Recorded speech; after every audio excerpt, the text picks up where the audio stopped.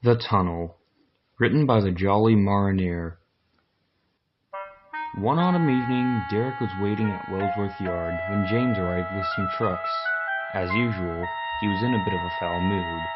"Good evening, James," smiled Derek.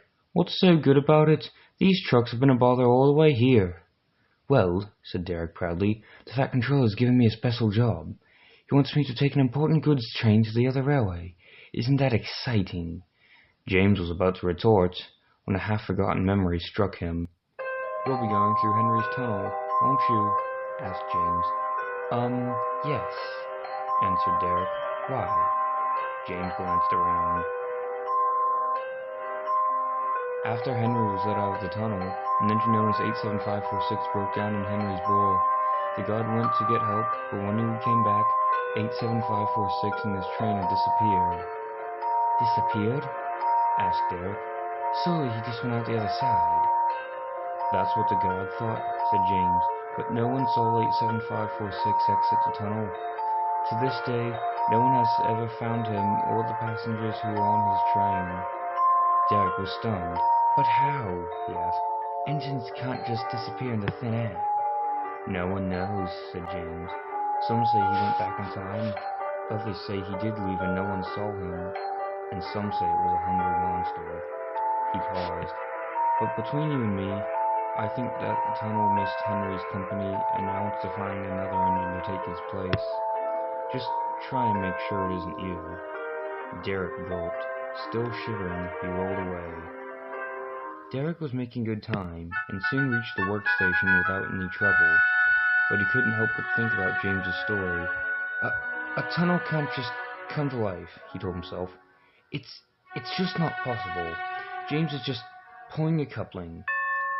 But Derek's tone soon changed when he approached Henry's tunnel. Its large mouth seemed to swallow the rails, and no light shone through the other side. It looked like a gateway to nothing. Derek suddenly felt very scared.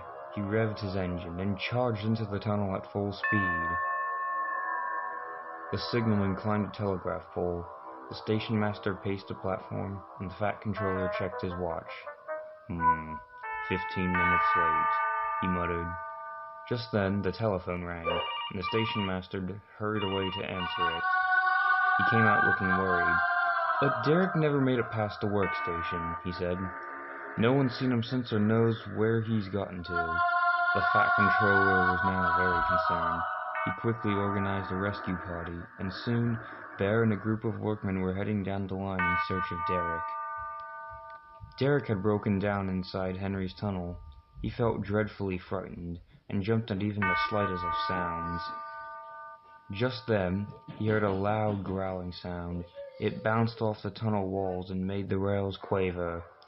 Then, a light appeared in the distance, growing larger by the second. "It's the monster!"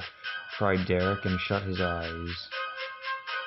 "Derek, are you all right?" Derek cautiously opened one eye. It was Bear. "Oh, thank goodness," he sighed. "Let's just get out of here, please."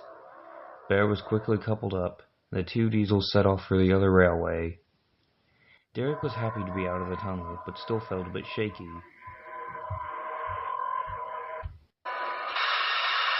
"Is everything all right, Derek?" asked the Fat Controller. Derek recounted James's story. The Fat Controller smiled. "Don't believe everything you hear, Derek. That story is nothing more than an urban legend. The truth is..." Just then, the yard foreman called out, "Oi, you're a few short." What do you mean? I left with the full..." Derek cut short. His train was indeed missing its last few vans. How?" he cried. "I never stopped to uncouple any." "Unless..."